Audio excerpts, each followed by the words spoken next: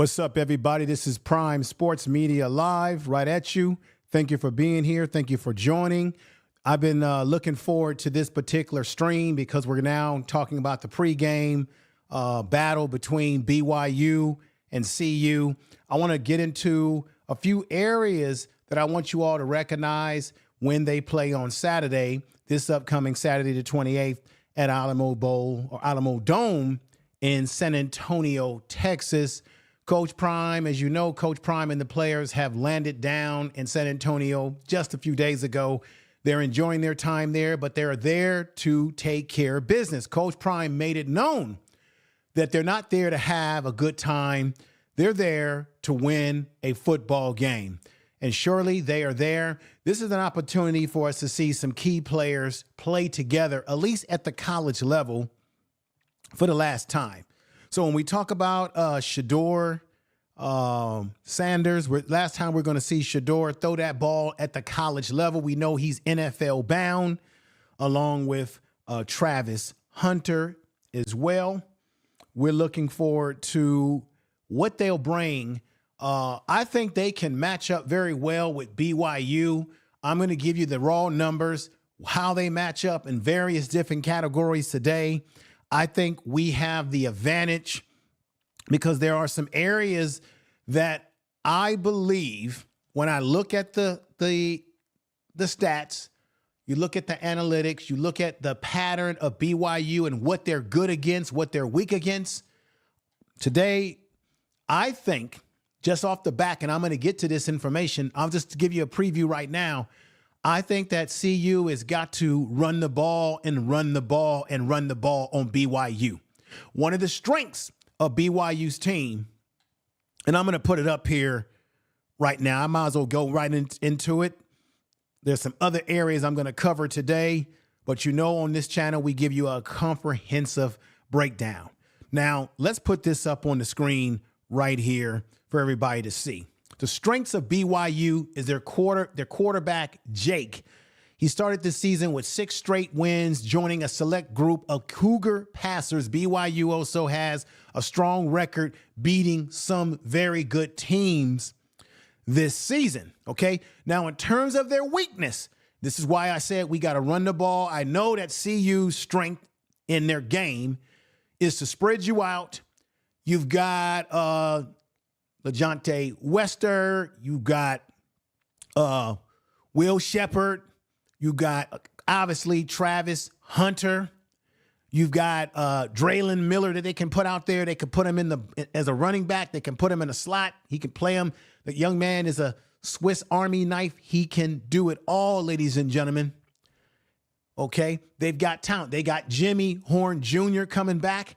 But this is the game plan that I hope that Coach Pat Shermer, Coach Prime, the whole team, assistant coaches and position coaches, I hope when they looked at the video or the film, as we used to call it, that they recognize this. What is the weakness of BYU? BYU is very weak against the running game.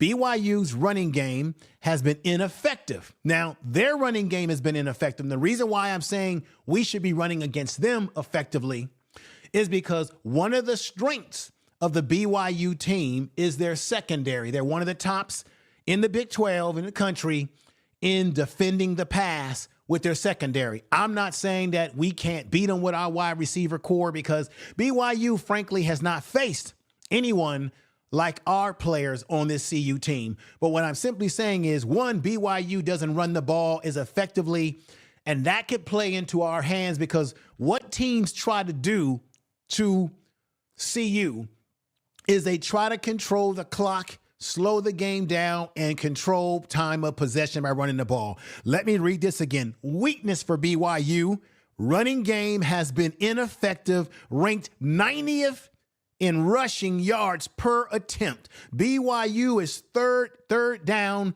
conversion defense has also been poor. So what does that mean? On third downs, their defense, now their secondary has been talked of as being a secondary that's not a bad secondary. But in terms of defense on third down efficiency, they have not overall been always the best. Okay, once again, BYU's third down conversion defense has also been poor, allowing opponents to convert 41.6% of the time. BYU also has some depth concerns, particularly in the linebacking and cornerback positions. Okay, once again, they do have an experienced quarterback in Jake, starting the season with 6 straight wins. There's been some ups and downs about him. They have another guy that they might try to employ. This is their quarterback right here that I want to talk about. This is Jake, but don't be surprised if we see Gary in the game. This is a brother right here that plays for BYU. He's the guy that some say, hey, maybe he could get the start, because even though Jake has had some success in the early going of the season and throughout the season, some games here and there, they got a guy who transferred over to BYU, who originally, I believe, played for Baylor. If I'm not mistaken, I think he played at Baylor. So let's keep that in mind, what they bring to the table, their weakness, their strengths. Let me put this back up. Let me put this up here, too, for some of you now. BYU football defense considered strong in creating turnovers. So they're one of the best defenses in turning the ball over. And what CU has to do in this game coming up is we absolutely, and I say absolutely, cannot turn the ball over. I want to say peace and respect to PGH Big Dog in the house. Jeffrey Bay is in the house saying, Skull Buffs, thank you for coming in. Let me give you guys a clap. Thank you for being here. Don't go anywhere. People will be coming in little by little. But this is important. Now, they force big turnovers, okay? They rank highest in the nation in interceptions and takeaways, but can sometimes struggle with consistent run defense. This is why I'm preaching to the highest sky of the mountains. This is why I hope that Coach Prime, his coaching staff, Pat Shermer, the offensive coordinator, this is why I'm imploring them to come out in this game. Isaiah Augustive, Micah Welsh, Hayden, they've got to run the ball down their throat. Now, I know, once again, I'm going to say this. We know that CU wants to eat you up with their passing game, make big plays with Travis Hunter, big plays with Wester, right? But I think in this particular game, I think they should basically psych out BYU. BYU is preparing and looking to stop their passing game. I think they should come in this game and give them a heavy dose of Micah Welsh, a heavy dose of Hayden, right? Give them a heavy dose of Augustive, Isaiah, who was playing well during the season. Run the ball, control the clock is what I'm saying. This is what I believe that CU should do to this team, along with mixing in a balanced offense with destroying them with the passing game. But if they run the ball against BYU, who has not been particularly great against the run, I'm giving you the formula based on the stats, based on what has been the season for them. I'm going to say this again. They are good in interceptions. They've got a good secondary when it comes to interception and forcing teams to turn the ball over, particularly against the run or against the rush, against rush offense. Their defense is not done well. Occasionally, they give up smaller chunks of yardage to prevent bigger plays. So they're very focused. BYU is very focused. They are very, very, very focused, y'all. BYU is very, very, very, very focused, y'all, on trying to not give up big plays in the receiving game of their opposition. And as a result of that, they give up chunks of yardages when it comes to the run. I'm saying, again, the three-headed monster of Michael Welsh, Hayden, and then you've got Isaiah Augustive. I think they need to hit them hard, hit them where it hurts, run against them, break them down, which would open up the passing game, obviously. And I would like to see, in this case, I'm going to be honest, I would like to see Shedeur, when it comes to the Heisman Trophy winner, I want to see some play action, because if they can run the ball and get some play action off of that, now you're really effective in psyching out this BYU team, because I'm guaranteeing you that BYU is going to try to control the clock. They've been watching film, and they notice that teams that have had some success against CU are teams that can run the ball, control the time of possession, and hope that CU makes all kind of mistakes like turning the ball over, because this team that they're playing against, this BYU team, everybody, is a team that is predicated on turning the ball, getting you to turn the ball over, especially in your passing game. And we have to psych them out by employing a running game. This is my thought process based on what I've seen in the data. If we want to be effective, which I think our passing game will be effective, but I think we should definitely psych them out with a good dose of hard running, because this BYU team has been one of the teams that have had the best record in the Big 12 this year, but they did not play.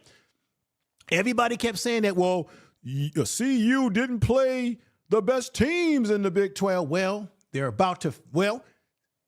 BYU hasn't played CU. They haven't faced our receiving core. They haven't faced a quarterback quite like Shedeur Sanders. They haven't faced a receiver do-it-all like Travis Hunter. They haven't faced, I'm going to say again, Shedeur. They haven't faced, again, the man right here, Travis Hunter, who won the Heisman Trophy, who can do it all on defense and offense. Have they faced that? What's going on, Big Worm? Thank you for the $5 super chat, brother. I thank you. I give you a clap for that. Peace, Lord, and peace to the room. Thank you for coming in. I really appreciate that. Thank you. We got the Reb Nelson coming in. All right. We got Coach Dre that's in the house. Roach 3 is in the house. High Evolutionary Buffalo Soldier is up in here. Thank you for coming in. We're trying to give you some great analysis tonight. I'm not going to hold everybody forever tonight. This is going to be a to-the-point stream. But this is the analysis so far from looking at the numbers. And I'm sure that Pat Shurmur and the coaching staff for CU, they're looking at these things. They're recognizing some of the glaring areas that they can take advantage of. Now, let me put this. I want to put this back up here because I didn't finish another part of this.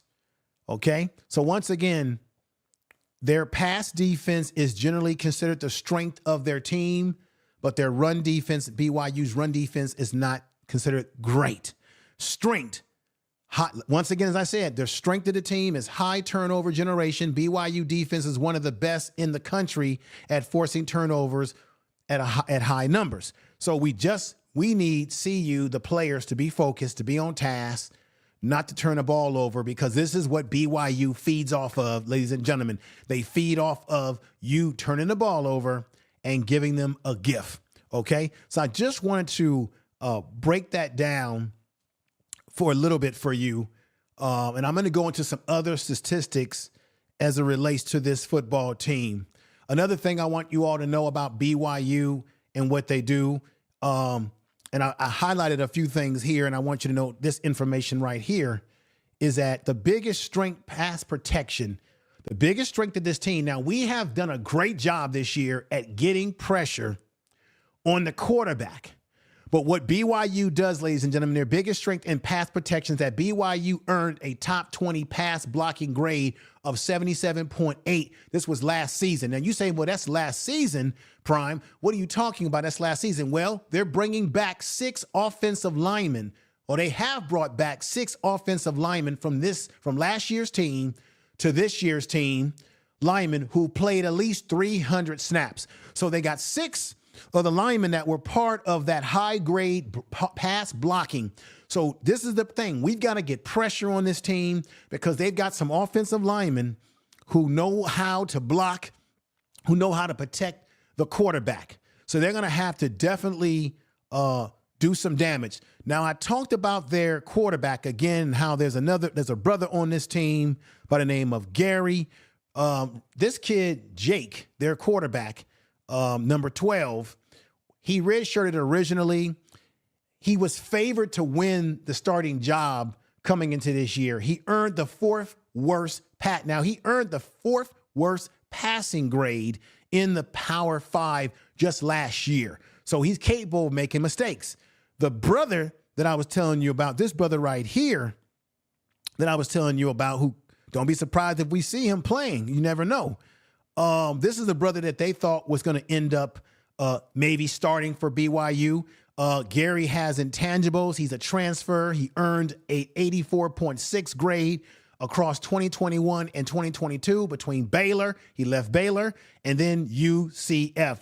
But he did not play all of 2023 as he was recovering from a major injury in his throwing shoulder. But don't be surprised if something goes wrong, something breaks down, that we could find ourselves dealing with this guy, this young man, as the game goes on. I just wanted to put that out there because anything, as you know, can be possible in this ball game. Let's go back over here, and I want to do this real quick. I really appreciate it. This is the last game that they played, and you see Coach Prime, the last game that they played in the regular season. You see Coach Prime with his son, Shedeur Sanders, and Shedeur Sanders at Folsom Field, the last picture that they took together, whether in the uniforms, at home. We're going to see them together in this championship game. I think this is a great picture right here. Nina, hey, what's going on, Nina, coming in? Miss O, happy holidays to everybody. Happy holidays and happy Christmas and happy New Year's and whatever you celebrate, and happy, what do you call it, Kwanzaa, because I like Kwanzaa as well. Whatever you celebrate, thank you for being here. Brian Johnson comes in and he says, my concern is, did they have to have too much time off?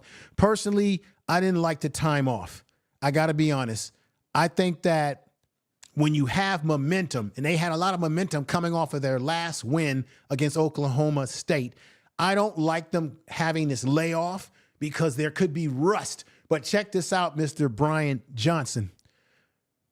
If there's rust for Colorado, there'll be rust for BYU. BYU has had time off as well. So you're looking at two teams that could possibly come into this game and have a little rust. So from that point of view, it could be either both teams will be dealing with a little bit of rust. But I hope their rust does not allow them to let BYU run control over the game. We don't want that to happen. So once again, I'm reminding everybody that this game is going to be played at the Alamo Dome, Alamo Bowl, December 28th, I think 5:30 p.m. Mountain Time. And if you're in the West Coast, you can calculate that. If you're in the East Coast, this game is going to be coming on. Go Buffs, as we always say. And I'm looking forward to this. Here's a picture of Coach Prime. He's ready. Another thing that I want to say to everybody, as I will continue where I was at before, is that we got a Heisman Trophy winner in Travis Hunter, right? And there's somebody else that's up for a award, and I want to say that it's Coach Prime. How many of you have seen this banner that's gone around right here, and you have Coach Prime, George Munger, Coach of the Year Award semifinalist. Coach Prime has been announced the George Munger Coach of the Year. He is one of the finalists for Coach of the Year. Can you believe that? I believe it. Do you believe it? Here he is getting into San Antonio off the bus. There he is, looking cool, looking chill. That's Coach Prime, ready for the game.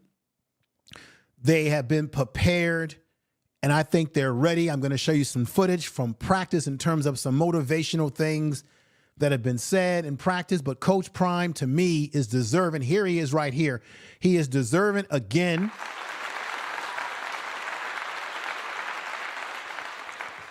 He is deserving of a Coach of the Year. As far as I'm concerned, Coach Rev Nelson, he is the Coach of the Year.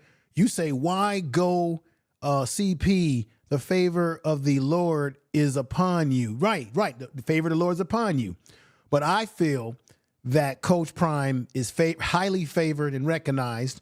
And as far as I'm concerned, he should be winning the Coach of the Year. Because why? He took over a team, is 1-11. See, this is why people who tell you don't bring up the fact that he took over a 1-11 team, that's total bull crap. We must, because he took over a team that was 1-11. He took them over in the first year. They went 4-8. And now he's taken this team to the Alamo Bowl game. And they were only 1 game win this year, as you know, from being able to play in the national championship tournament game, plus playing in the Big 12. Tell the truth. Tell the truth. Tell the truth. Tell the truth. Shame the devil. And y'all know I'm telling the truth about this. Y'all know I'm telling the truth about what I'm saying here. Let me go back over here. Let's pop this chat out again and pop that back up there like so. Y'all know I'm telling you. Let me see. Rev says, can spell hungry, meat wide to go. They'll hunger. Hello, everyone. What's going on, Beverly Alexander? Thank you for being here.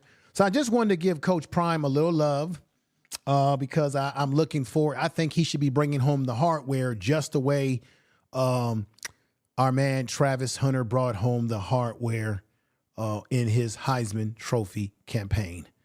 So I just wanted to bring that up. Coach Prime is ready. I think the team is ready. Remember, just as a reminder, there was a great basketball game that happened at Colorado with Shedeur was there, Travis was there, and Travis was dunking all over the place. The man's got a lot of athletic ability, could play some basketball. He could do it all. Let's not sleep on Coach Sapp. Coach Sapp and his motivational abilities. Here is them before they got to Alamo, to San Antonio, should I say. Here is Coach Sapp getting on board the plane that they're flying in. They're flying good. And I want you to see something real quick. How he blesses the plane, and here we go. That thing classic right there. Ooh-wee. Yes, sir. They brought out the signature stairs. That ain't no regular one. That's the signature stairs right there, buddy. The buff on the back. Ooh, whoa. Told you. That is a Rolls Royce engine right there, buddy. Rolls Royce. Tell the truth. Woo. God, almighty. Look at the size of that engine. I'm a nice sized person, and that is a monster. Woo, woo. What up, baby? Look at that thing, man. Thank you, sir. Yes, sir. That's our good people right there that take care of us. Whoa. Hey, D. Lewis, that's some steps. That's D. Lewis. Whoa, whoa. That's a wang. Defensive line coach, played with the Rams. Hey. What seat are we headed for? I got it.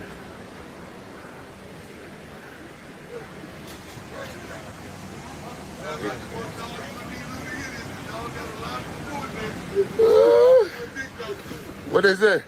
We don't have our business. Y'all, we be on Southwest on the way back. You heard? Woo, did you hear what Coach Prime said?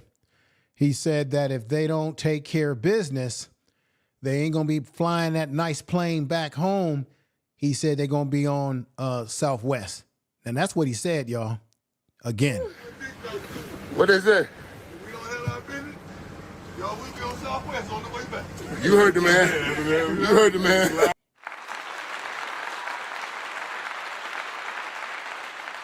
What I like about that is Coach Prime ain't playing around. He's there to win.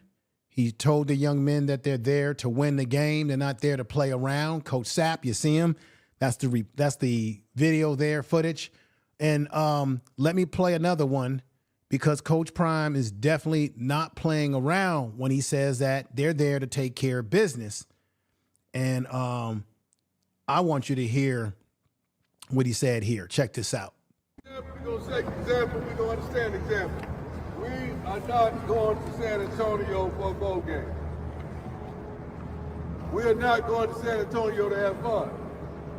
We are not going to San Antonio to meet old friends. We are going to San Antonio to win. We are going to San Antonio to win. We are going to San Antonio to win.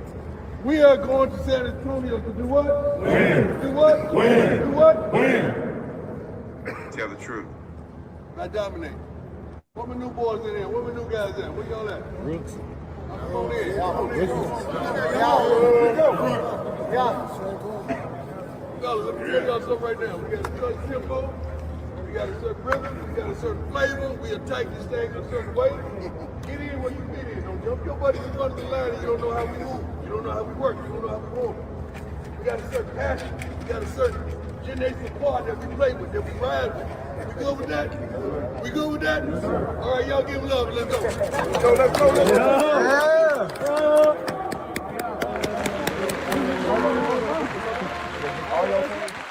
But you see, Coach Prime, I'm showing you this because they were motivated. When I hear, so for Brother Brian Johnson, who says, hey, you don't like them having this time off. I don't like them having this time off, and it concerns me because when you have a layoff, will they play effectively? Well, Coach Prime made it very known that they're not going there just to have a good time or to have a good time, but to win a football game. He told them, hey, we getting on this plane and we're going to be flying southwest if we don't win the game. So it's obvious that Coach Prime is locked into what's happening, and the players have to be locked in, okay? He has to be because Coach Prime is locked into what's going on. He's ready to take on this team. He's got to be ready. They've got to be ready, and I'm sure Coach Prime is not playing around here. Here's another video. This comes from practice again, and check this out. Hey, listen up. Hey, man, listen, let's make this the best day. We got another day, we got another opportunity, man. We blessed and fortunate to have these opportunities, so let's make the best of them. Don't come out here playing. Let's come out here and go to work, man. Like Coach said, let's finish the 10. That's the goal, to finish with 10, but also not finish with 10. Send these guys out the right way. Again, we got another one that send these guys out the right way. They deserve it. Let's do it, man. But it starts today in practice. Competitors compete. Tell the truth. I don't know what the situation is. Competitors compete. The last time Coach Lewis, defensive line coach.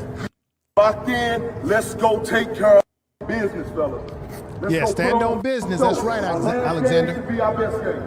Period. Point blank. Hey, listen, we're going to win the game. Right? Uh-oh, that's Coach Phil. We're going down there to win a game. We're not going down there to around. We're going to win a game.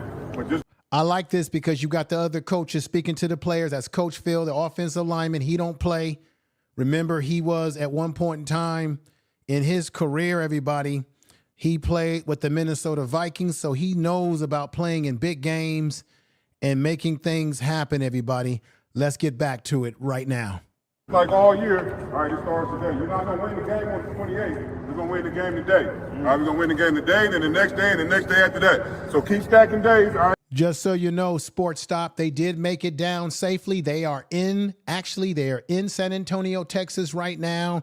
I'm just showing you a little bit of the preparation that was going on prior to them getting on the plane. When I showed the video of Coach Sapp getting on the plane, I'm just showing you a little bit of the preparation of what was going on, okay? So let's continue with this dialogue from Coach Phil. It starts now. Stacking these days today, so we go down and get BYU. Yeah, he's done a great job, Brian Johnson. I believe he's done a great job and he deserves credit. He's done a great job. You're absolutely right, sir. He has done a hell of a job, and he deserves as much credit as he possibly can get. I just wanted to show you a little bit of that, to show you the excitement, everything that's going on at CU as it relates to this game. What I want to do now is show you, let me just do this right here. I'm going to get back to some more of what's happening with them prior to them coming into this game. But I want to put something up real quick, getting back to how CU will match up with BYU. This is nice data. I don't know how many people have actually shown you this data. We know that their Alamo Bowl is going to be exciting. People, you know, it's going to be a lot of people watching this game, a lot of people talking about it. This was a van that they had out there that has Shedeur and Shallow on it. Shedeur and Travis Hunter, on the van out there in San Antonio. I'm looking forward to Shedeur showing the world again why he should be the number one picked quarterback coming into the draft. I want y'all to understand that BYU is an underdog in this game. Okay, according to ESPN matchup prediction, according to ESPN analysis, they give 58.5% chance that CU will win this game. Okay, they give BYU a 41.5% chance. So BYU actually is the underdog according to reports in this upcoming game. And let's go over some stats real quick here. Jake, their receiver, has thrown for 27,096 yards, 20 TDs, 10 interceptions. Shedeur has 8 interceptions, 35 touchdowns, 39,026 yards passing. Their running back, who is really supposed to be a good running back, and that's Martin. He has a 630 yards, 5 TDs, 121 carries on the year. Isaiah Augustive has 82 carries, 373 yards, 4 TDs on the year. I'm going to say again, they've got to run the ball against BYU. BYU does not play well against the run, everybody. Their receiver, Roberts, who's their main man at the receiver position, has 51-yard receptions for 843 yards, 4 TDs. We know that Travis Hunter has 92 receptions, 1152, 14 touchdowns on the year so far. But the guy that we better watch out for, who will be their go-to guy, is this guy right here, Roberts. He's the one who's one of their go-to guys. Then, remember I told you that BYU has brought back 6 of their starting offensive linemen who made up a pretty strong pass-blocking offensive line team. And this is one of the guys you got to watch out for right here, who's pretty good at doing his thing. Number 76 for BYU. Watch out for number 76. He's one of their lead, I think, tackles on this team. One of their guys that they rely on. And then they have the running back who I talked about. Here he is, Martin, number 17. I think this is number 27 is his number. He's their go-to guy as far as receiving. Here's their coach. He said he has a lot of respect for Coach Prime and what Coach Prime does. They have a linebacker in Logan, number 59. He'll be flying around, so we got to be aware of where he is. They have another linebacker by the name of Isaiah right here, number 16. They have a strong safety in Wall, number 28 right here. Their cornerback, because their secondary is supposed to be one of the better secondaries in the Big 12, and this is, once again, that's Wall, number 28. And then they have a cornerback, Marquise Collins, number 2, is one of the guys they like to go to. But you know that Coach Prime, Coach Phil, you see on that picture, are going to cook something great up, okay? Now, let me go here and break this down for you. This is the stat line right here. This is how both these teams match up in all the categories. Check this out. Scoring offense. BYU is 30.8% at scoring offense, while CU is 34.5%. Scoring defense, 20.1%. CU is 22%. First downs, 22.3% BYU, 21.3% CU. Rushing offense, 159.4 yards rushing offense, and we're at 70.4, although you know that our predicated offense is passing the ball. I'm saying in this game, we got to psych this team out and run the ball on them more than we normally do, because that's where BYU has some problems. Now, when it comes to pass defense, BYU is 180.3. We're 204.7. Total offense for 370.4, 397.6 for Colorado. So we're kind of similar in there in terms of offense, total offense. Now, kickoff return, we've had problems with the special teams. Kickoff return, they're at 26.6. We're at 22.4. Punt return, they're at 9.7. We're at 11.6. So we have better punt return than they do. Turnover margin, they are plus 0.75 with the turnovers. We're at plus 0.92. Penalties, they're at 4.1. We're at 68.1. We got to cut the penalties out in this game. We lead them in penalties. We got to cut that down. Okay? Penalty games, we're at 7.7. They're at 4.8. They're at 4.8, everybody. Now, net punting, 38.9 for them, 37.7. We're not that far off in terms of our punting game. Now, turnovers in possession, they're at 30.57.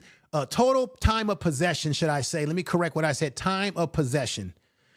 They are at 30 minutes and 57 seconds of total time of possession overall in their stats. CU is at 28 minutes and 10 seconds in total time of possession. We got to increase that against this team. Now, third down percentages, they're at 35.30%. We're at 41.30%. Stack yards, 16.16. Sacks allowed. This is important. Sacks allowed. Sack yards, they're at 16 out of 164. We're at 37 out of 233 yards. Now, red zone completion. How we both match up in the red zone. BYU is at 87% when they get in the red zone of scoring. CU is at 83.70% in the red zone. Tackles for loss, they're at 58%. We're at 87%. This is how we stack up, but let me go better detail here because I know that the numbers I put up kind of goes over, can kind of be boring to hear, but I'm just laying it on the line here, giving you a comprehensive program. Brian Johnson, good to see you. Coach Dre, my brother Big Worm is in the house. Jeffrey Bay, thank you all for being here. Now, this gets right to the point here. Notable stats in this breakdown include scoring offense. Both teams, BYU, average more than 30 points per game, y'all. You hear what I'm saying? 30 points per game. With the Buffs, with Colorado averaging 3.7 more than BYU when it comes to average points per game, we average more scoring points than BYU. Let's continue here. BYU has a balanced offense attack, while Colorado, as they're saying here, relies heavily on arm of Shedeur Sanders, and we already know that. The Buffs only average 70 yards per game on the ground. This is why I said we should run the ball a little bit more than usual in this game. Be balanced. This team does not play well against teams that run it down their throat. So CU is only ranked only averaging 70 yards when it comes to running on the ground. And this team doesn't do well against the run overall. Now, BYU has one of the top passing defenses. I told you their secondary is pretty good in the country and has record of a nation's best 20 interceptions this season with 12 different players. So they're leading this year with 20 overall interceptions as an overall football team. That's something we got to take note of because we like to CU likes to pass the ball, spread you out. Now, we know that Shedeur has not thrown a horrific amount of interceptions, but this is a team that likes to take the ball away in the air. We should be aware of that. Just being aware of that is important. Now, I want to break this down to their other notable metrics that include sacks. Check this out. Colorado has 37 sacks this year and average more than 3 per game. BYU has 16 for the season. So where we dominate in this game would be us getting pressure on their quarterback, getting pressure on this BYU team relentlessly. Do not let down.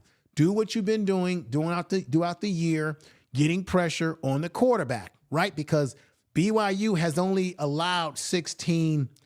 Let me tell you what they've only allowed. Why break this down? BYU has only 16 sacks on their defense for the year, right? But when it comes to how often they give up sacks on their quarterback, they don't give up sacks a hell of a lot. But here it is. On the other hand, BYU has only allowed 16 sacks throughout this season. While Colorado, I don't like this number, but it's the facts, Colorado has given up 39 sacks this year. Only Saturday evening in Alamo City, BYU offensive line will be without its top. So they're going to be without one of their top offensive linemen out of the 6 that have returned, just to give you, just to let you know. But this is the thing. This will be the challenge. Our players are going up against a team that has not given a lot of sacks in comparison to where CU's offensive line has given up 39 sacks this year. However, we know that Shedeur does hold on to the ball sometimes longer than he should, but I take it as a challenge for our defensive line and for Coach Lewis to pump the guys up to get ready to go out there and do something to this BYU team, which is to show them you may have only given up 16 sacks to your quarterback, but we're going to get a bunch of sacks in this championship game today. And that's what I'm talking about, y'all. That's what it's got to be. Get pressure on them. Break them down. If you're hearing what I'm saying, some of this stuff that I'm saying makes sense, please hit the 7s in the chat room. Please share this video. I'm trying to give you some tangible football information, not some stuff that I just made up, but some stuff that's based in facts. Now, I want to say to everybody, thank you for watching the program tonight so far. I want to say thank you for watching. Subscribe to the channel if you're new to the channel. Share the video on all your social media. If you're a member of a community group that follows CU, the Colorado football team, Coach Prime, drop this video in that community group. Share the video on your social media, your Facebook, whatever social media that you use.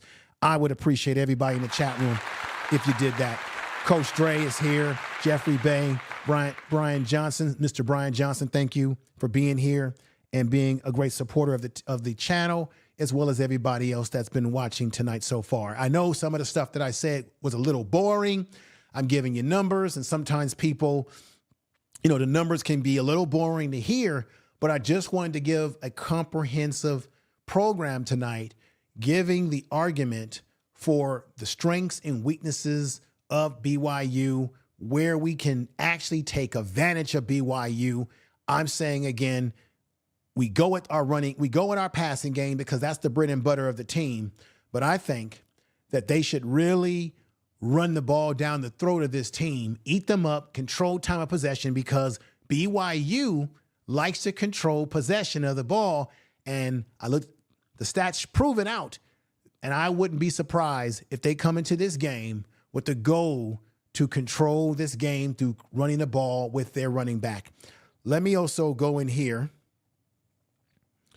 And I want to give you a look at some of the players as they're in practice. They're safely in San Antonio. Here is Wester with Shedeur Sanders, right? Right. Jimmy Horn, who is going to have, I think Jimmy Horn is exactly what's been missing from our receiving game ever since he went down, because he can stretch the field, he has the speed, and I'm looking forward to what he does.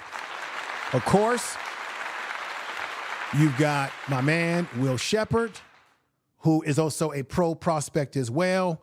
I'm looking to see how he shows up and shows out, and I'm looking forward to it. And then we've got the great, sensational Jordan Seaton, offensive lineman, doing the damn thing. He's here. They gave him Freshman of the Year honors. He deserved it.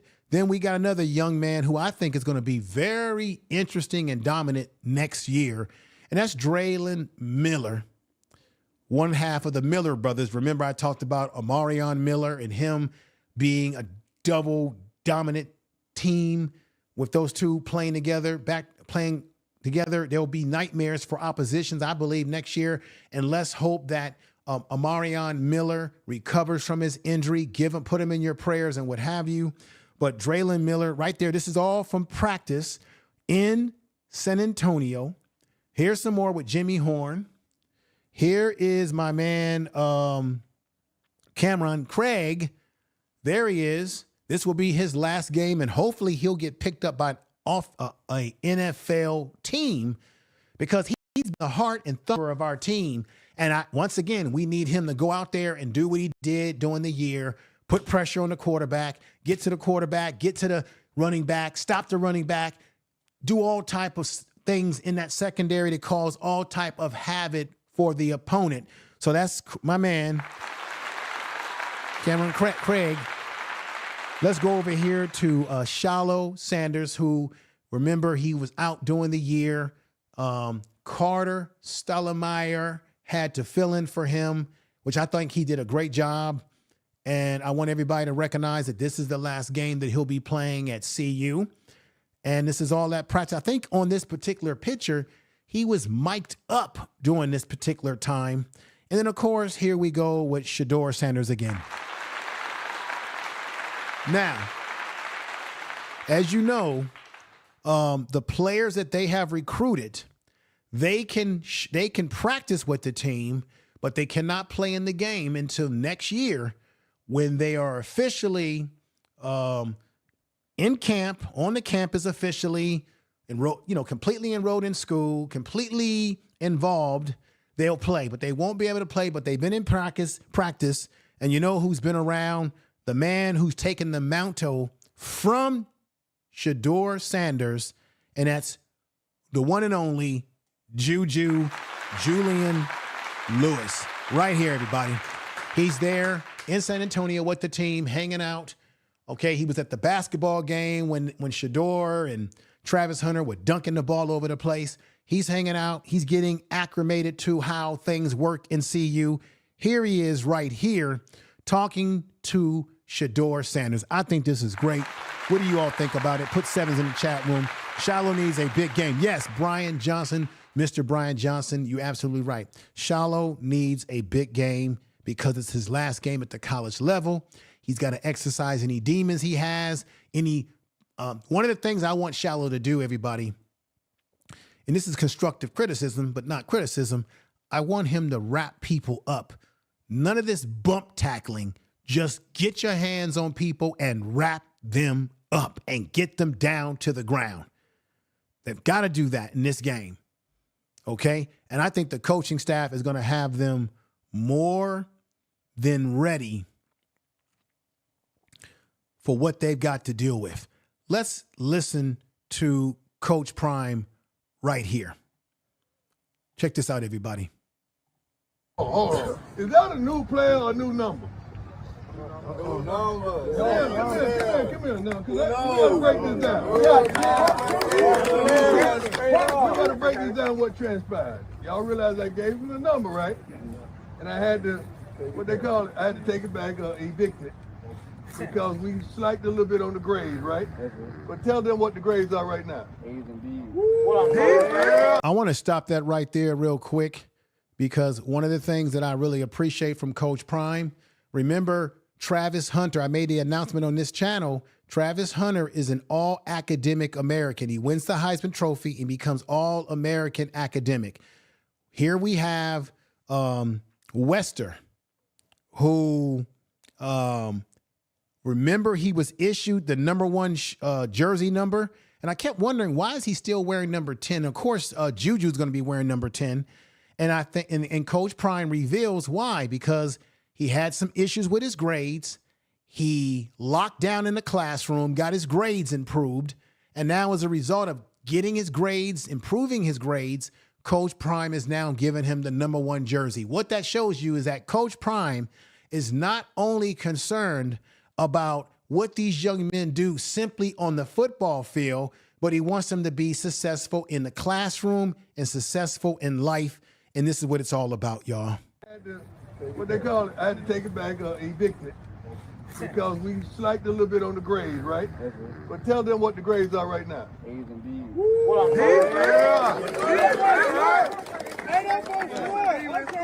He got serious. He locked in. Like he locked in on the field every day, but he locked in on them grades. So he replaced those grades with A's and B's, so he got his number back. Break it down on one.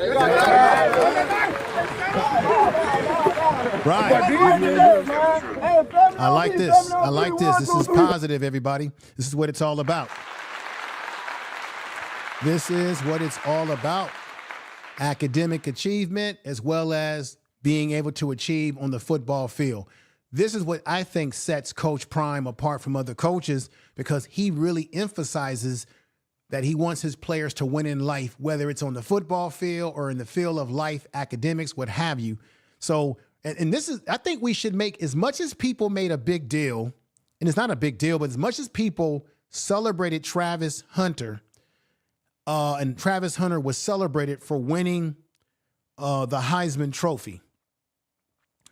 Let me put him back up here again.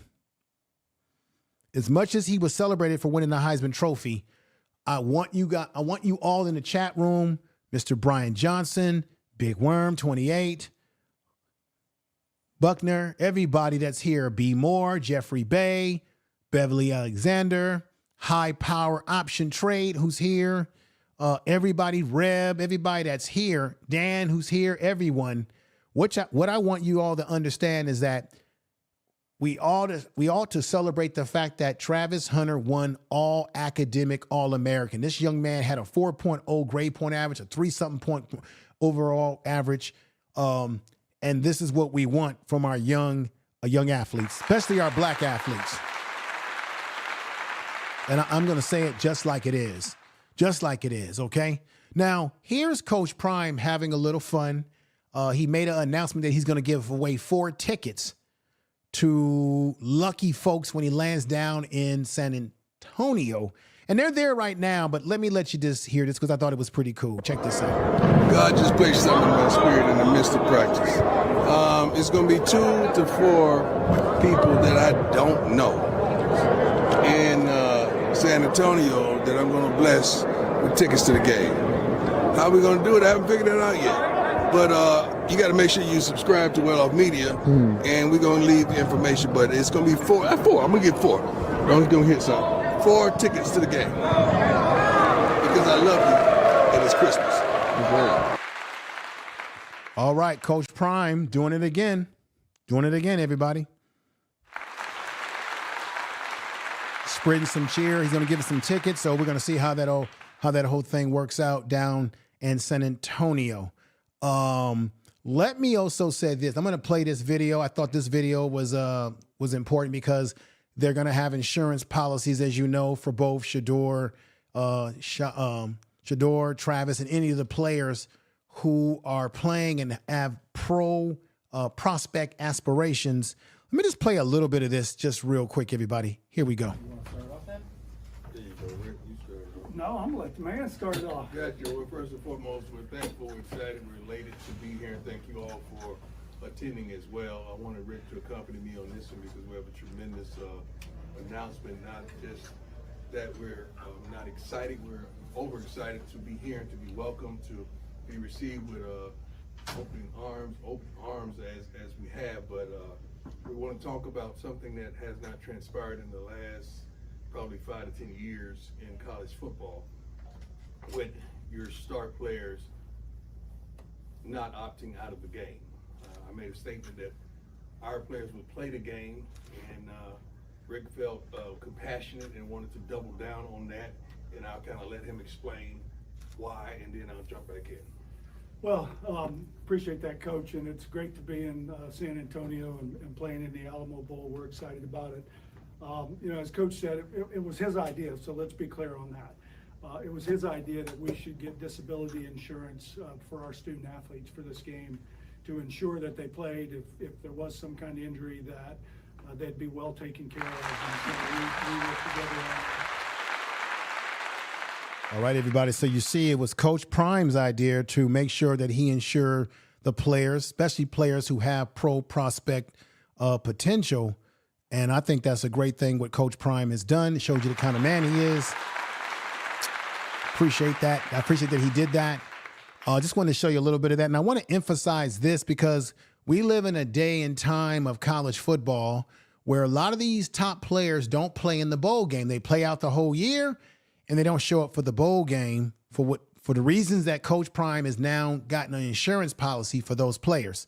And don't forget that he said this before. I'm excited about them and the opportunities. We have a plethora of seniors that are pro-bound. And guess what? Every last one of them are going to play. We don't tap out. We don't sit out. It's a blessing to play this wonderful game. Our kids are going to play. We got a kid that's probably going to pick up, not probably, what I'm talking about, matter of factly going to pick up the Heisman Trophy this week, and he's going to play. We got another quarterback who picked up an award last weekend, and he's going to play. We have receivers that I know are going pro, and guess what? They're going to play. So we cannot wait to put on our best suit and our best uniform because we're the home team, and we're going to play, and we're going to come there to have a good time.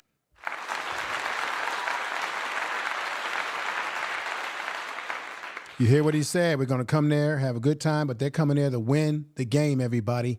To win the game, that's what they're there for. Coach Prime has said that. I played a few videos for you tonight that tells you that they are serious. Coach Prime is very serious. But Brian Johnson, you made a statement tonight that I am also concerned about, and that is having this much layoff that we don't want them to be rusty. And that does concern me. When you have a team, and football is a rhythm game. It's a game based on momentum, rhythm, and playing each week. And they've had a lot of time off. And I'm hoping that the seriousness that the coaches took practice, as I've played tonight, just some clips, that the players will come into that game ready to go, even though they've had a considerable amount of time off. And I'm going to be honest, I don't like them having that kind of time off like that. I just don't like it, but they're going to play through the situation. Whatever happens, they're going to come out and they're going to play ball. This is the last game. I'm sure Coach Prime is going to remind them to go out there and play like it's your last game of your life. It's your life depends on it in this Alamo Bowl against BYU. I'm hoping that they come out there and play like it's the last game of their life and what have you. I also want to give you all a little bit of history here. Let me go right here and put this history up. Now, let me check this out, everybody. Do you know that this is the 31st bowl game that CU has played in history, but just the third that they have played in the past 17 years?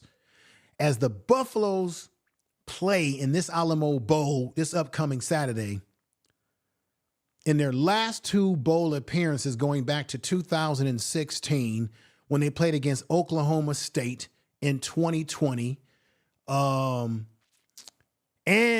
when they played against Texas in 2020. So when they played in 2016 against Oklahoma State, and then they appeared in 2020 against Texas, overall, the school's fourth appearance in the Alamo Bowl. In 2002, they also played Wisconsin, who plays in the Big Ten. They played Wisconsin in 2002 in the Alamo Bowl. So CU, as you know, has a lot of history as it relates to playing in the Alamo Bowl.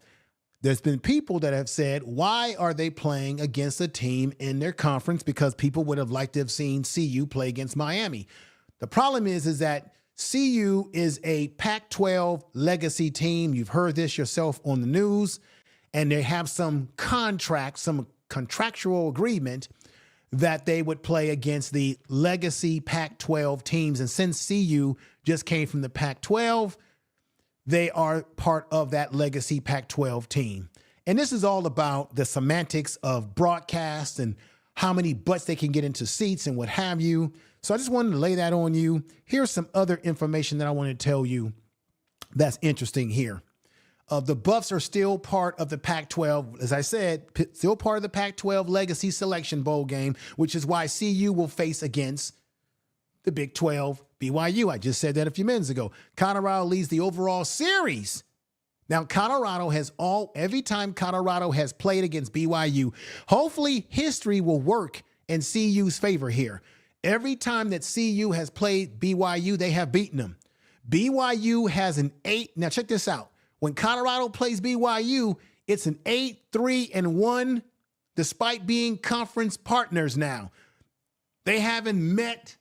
This is the first time that they have met. BYU and CU, they haven't met like this since 1988, y'all. 1988, I probably was what? I think I was a junior or senior in high school, everybody.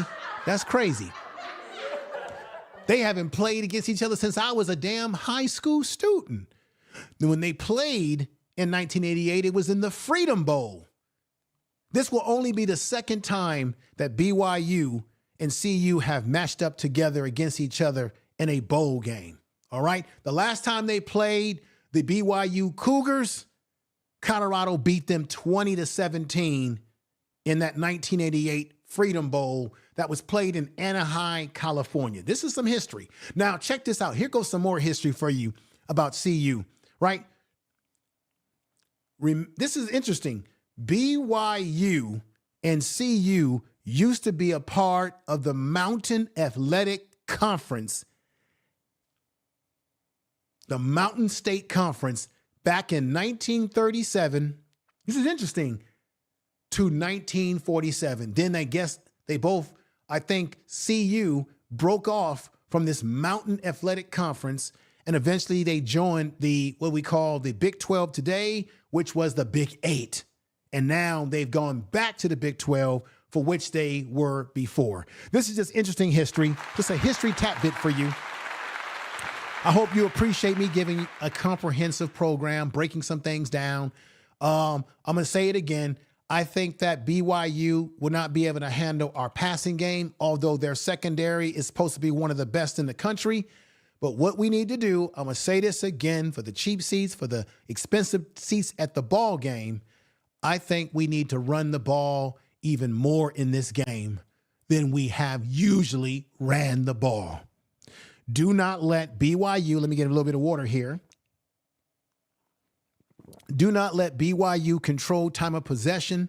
Do not turn the ball over. Do not allow their secondary to chop at the bits on us and run the ball on them. Force BYU to have to tackle. Force BYU to play in the trenches. Once again, our defense leads the country with led in 39 sacks.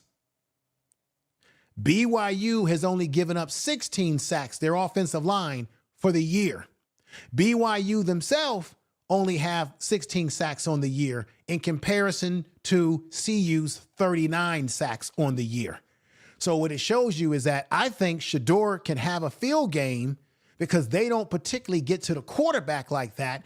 And then on top of the fact that Shedeur, as you know, he can scramble to run, to throw the ball. He runs to throw the ball, not necessarily run to run unless he has to. He's running to make something happen. However, I do get a little scared when he holds onto the ball too long and takes big hits.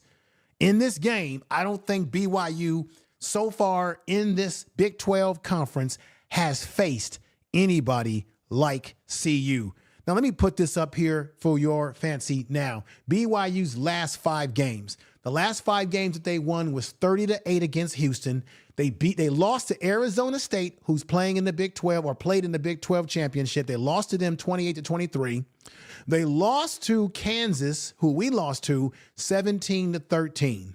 They beat Utah 22-21. So that was a close game, and we played well against them. They beat UCF 37-24. We beat Oklahoma State 52-0. We shut them out. We lost to Kansas 37-21. That's a game that we could have won, that could have put us in the Big 12. We beat Utah 49-24. They played Utah in a close game.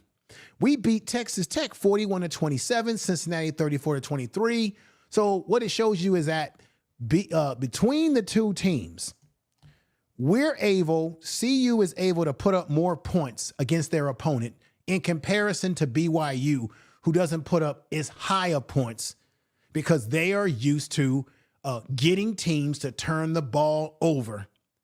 That's what BYU feeds off of, everybody. If you're enjoying my analysis tonight, I appreciate you all in the chat room, everyone listening. Let me put some of your thoughts on the screen here.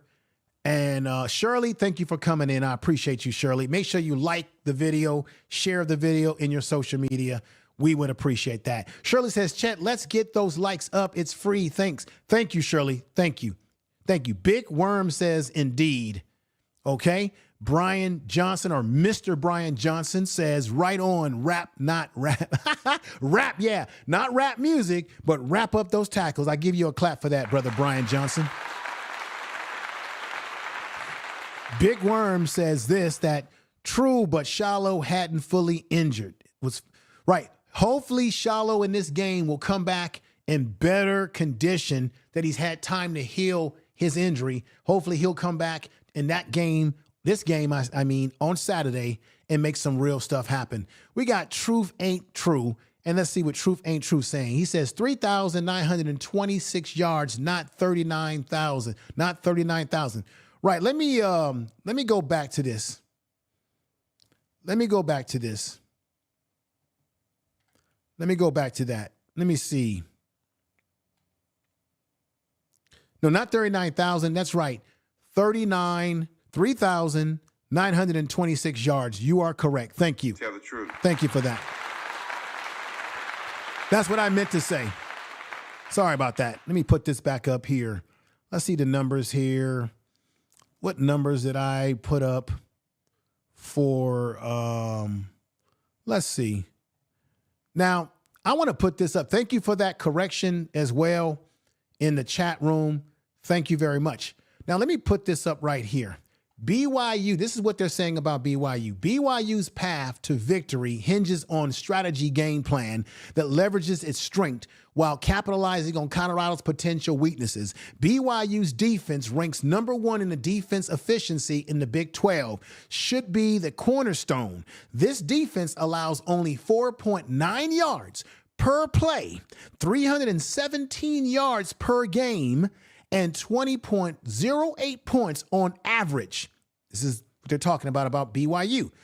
Must focus on containing Colorado's explosive offense, which leads the nation in offense efficiency with 6.1 yards per play, 397.6 yards per game, and 34.5 points per game. Tell the truth. That's the analysis. The question is, can BYU negate what CU does well? Can their coach, can he negate it? Now, he has a lot of respect for Coach Prime. He said he hung out with Coach Prime, or he talked to Coach Prime, likes Coach Prime, has a lot of respect. But you know damn well when he's in the locker room, he's going to tell his players to get out there and make something big happen. So I just wanted to lay that on you all. Appreciate you coming over tonight to listen to this breakdown, this pregame breakdown. The game is on Saturday. Let's put this banner back up here again to remind people of what's happening. Again, this Saturday, the Alamo Bowl will be played in the Alamo Dome in San Antonio, Texas, December 28th, in terms of 5:30 p.m. Mountain Time. This should be a great game. Let's see what CU does. I'm telling you right now, as far as I'm concerned, CU is coming away with this trophy. Here go the trophy right there, everybody. Tell the truth. As far as I'm concerned, they're coming away with the Alamo Bowl trophy. There's the trophy right there. I want to see Coach Prime and the team lift this trophy up in the air, get excited. And everybody, I'm going live. I'm going to watch this game on Saturday like everybody else, like all of you in the chat room. And I'm going live to celebrate this victory because I do feel that they are going to beat BYU. BYU was the team in the Big 12 with the best record. And now it's very fitting to me to see CU match up with a team that was supposed to be the best team in the Big 12 in terms of their record overall. And to see us match up with them to put away all the naysayers, all the bullshitters out there that Coach Prime hasn't done a great job with this team. I'm telling you, they're lifting this trophy up this Saturday. Do you believe with me? Do you believe Do you believe? That's why I put on the thumbnail, do you believe, everybody? I believe, we should all believe that this is going to be a great game this upcoming Saturday. Coach Prime and the players, they got something to prove. They're going to get out here and do their thing. Here's Travis Hunter in practice, just this, out there right now. Just some pictures right there I'm showing you guys again. I'm very excited about what they're doing. Let me remind you before I get out of here what Coach Prime said about the fact that they're not going there just to have a good old time. And once again, We're going to take example. We're going to understand example. We are not going to San Antonio for a bowl game. We are not going to San Antonio to have fun. We are not going to San Antonio to meet old friends. We are going to San Antonio to win. We are going to San Antonio to win. We are going to San Antonio to win. We are going to San Antonio to do what? Win. Do what? Win. Do what? Win. Not dominate. Where my new boys in here? Where my new guys in? Where y'all at? Rooks. Come on in. Come on in.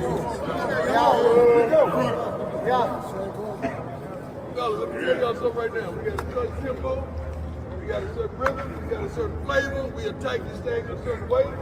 Get in where you fit in. Don't jump your buddies in front of the line and you don't know how we move. You don't know how we work. You don't know how we roll. We got a certain passion. We got a certain generation part that we play with, that we ride with. We good with that? We good with that? All right, y'all give them love. Let's go. Let's go, let's go, let's go. everybody, I want to thank you for watching the program tonight. Make sure you share the video. I appreciate you all for taking the time out of your schedule. I hope you had a great Christmas. I hope you have a great New Year. I hope you have a great Kwanzaa. If you celebrate Kwanzaa, tell someone about the channel. Share the video. Shirley, thank you for participating in the chat room. Everybody that's here or watching, share this video. I appreciate that. I appreciate all the support that I get on this channel, even for the folks that watch the video after, because most of the bulk of the views come in after the video. I want to thank those people who watched the video after the live stream is over and you dig into the video. And I hope the content that I presented today, was informative, enlightening, and I gave information to kind of show how CU matches up with BYU, why I believe they can beat BYU, but what I think BYU is going to try to do to CU. And one of the areas that I think Pat Shurmur, as I get ready to put him on the screen here, one of the coaches, one of the things that I think Pat Shurmur, the offensive coordinator, should do is really use this game as an opportunity to really push the issue as it relates to running the football. I would like to see that happen. Another thing that I want to see Robert Livingston, the defensive coordinator of CU, do is I would like to see him dial up plays that predicate itself on putting pressure on the quarterback. I want him to challenge his team to put pressure on a quarterback who they say this BYU team has a good offensive line that doesn't give up a lot of sacks. And this is where Coach Lewis comes in with preparing the defensive line and getting those guys preparated and ready. And I know he's doing this already. And I know that Coach, the analyst himself, Coach Sapp, is dialing in on what's happening. And I hope that he will continue to be a part of the program because I do love what Sapp brings to the table. I think he brings a lot to the table, and he can only get better as he grows into a coach, more into his coaching responsibility at CU. Everybody, I want to say Merry Christmas to all of you. Thank you, Mr. Brian Johnson, for saying Happy Kwanzaa, Happy Hanukkah. Yeah, Happy Hanukkah, happy everything to everybody out there as we get ready to call it a good night. I hope you all enjoyed the program tonight. I'm going to get ready to get us on out of here. And peace, everybody. Peace. Thank you. Thank you very much. Peace. That thing classic right there. Ooh-wee. Good night, everybody. Yes, sir. They brought out the signature stairs. That ain't no regular one. That's the signature stairs right there, buddy. The buff on the back. Ooh, whoa. Tell the truth. Told you. That is a Rolls Royce engine right there, buddy. Rolls Royce. Woo. God, almighty. Look at the size of that engine. I'm a nice sized person, and that is a monster. Woo, woo. What up, baby? Look at that thing, man. Yes, sir. That's our good people right there that take care of us. Whoa. Hey, D-Lou, that's some steps. Ooh, whoa. That's a Wayne. Hey, hey, hey. What seat are we headed for? I got it.